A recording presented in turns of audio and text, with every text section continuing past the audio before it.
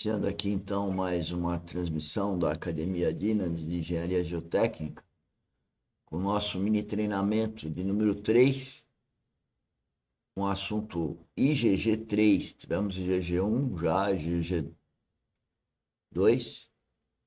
O 1 é geral, o 2 é para campo e o 3 é para gabinete, projeto. Essa aula 9.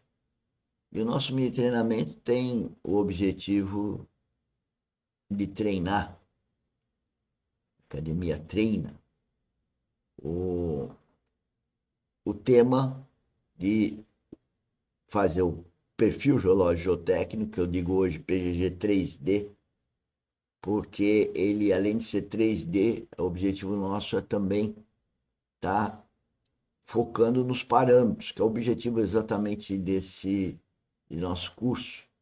Então, dando continuidade,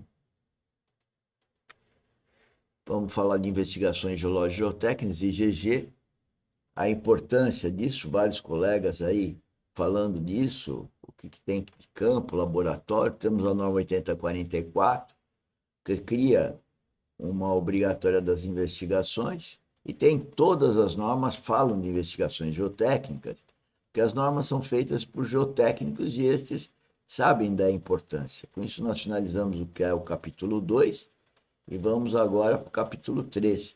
Em cada virada de capítulo, nós colocamos o CQP, fundamental, controle de qualidade de produto, projeto, e tem 6 fases, e o plano vertical, que é o supremo, que é o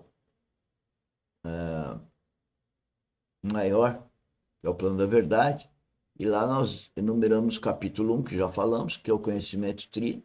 Aí nós renumeramos os outros capítulos, estão aumentando no capítulo 3, e aqui uma indicação da importância fundamental da vida espiritual, de tudo que pregamos aqui na academia, que não é religião, que é o Espírito Santo. Então nós vamos falar agora de coleta de dados, investigações, e o objetivo é quais informações necessárias, então, para fazer o PGG 3D, como eu havia dito, né? Então, é a coleta de dados. Como que, então, nós recomendamos que essa coleta de dados tenha feito? Então, nós estamos aí apresentando o capítulo. Nós estamos aqui na fase 2, que é a coleta de dados, investigações geológicas e geotécnicas, só para ter um panorama geral. Tá? Estamos aqui falando o objetivo do capítulo, né?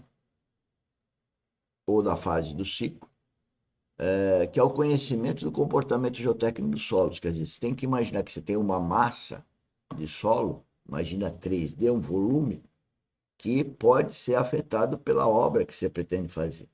Então, essa massa, né, quer seja nas laterais, quer seja na profundidade, ela tem que ser conhecida.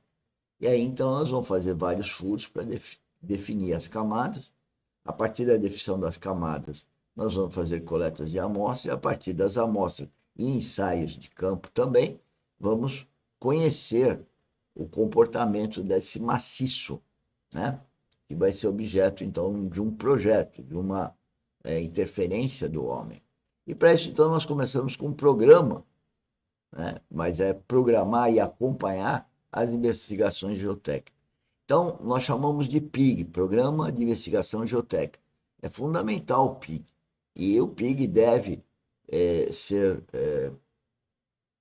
idealizado, montado por uma pessoa com experiência, uma pessoa que conhece todos os tipos de investigações e todos os tipos de forma de coletar amostra, ensaios de campo, e em função do problema ou do próprio solo que a gente não conhece ainda na hora do programa, a menos que a gente faça uma investigação prévia, preliminar, então a gente já tem uma noção dos solos. Isso é feito, às vezes se faz alguma sondagem, usa o mapa geológico, aí faz uma programação e podemos e devemos, às vezes, fazer outras programações para poder o quê? Conhecer o comportamento dos solos. A norma de fundações fala das investigações geológicas geotécnicas, tá aí, inclusive fala aí da preliminar, né? A complementar, que eu acabei de dizer, né? O que as investigações geológicas geotécnicas representam engenheiro geotécnico. tudo, né? Está escrito aqui um monte de coisas, as investigações, geológica, geotécnica, representa a pesquisa que o engenheiro geotécnico deve realizar para o conhecimento das condições das camadas do subsolo perante as solicitações em questão no problema. Tudo, tá? Então, através de furos, nós vamos poder estar conhecendo os tipos de solo e saber a distribuição e o comportamento de resistência, compressibilidade ou deformabilidade e permeabilidade dos solos naquele maciço de solo.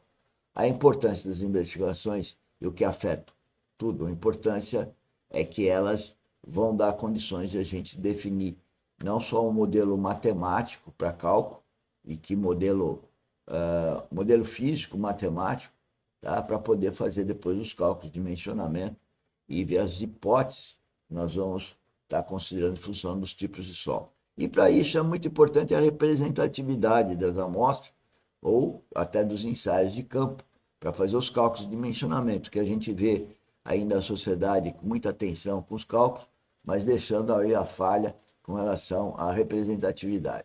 Aqui finalizamos. Eu sempre tenho que calibrar aqui, mas ainda não é. Deixa eu ver se não é, não. Não é. É o fim da nossa apresentação. Aí tem um fluxograma das investigações, né, que devemos seguir, o planejamento, definição da espessura, distribuição e propriedades daquelas camadas. Depois nós falamos aqui dos tipos de investigação, geofísicos, direto, indiretos, mapas geológicos que devem ser considerados, conhecer um pouquinho de geologia para entender os princípios aí da formação do terreno, a parte da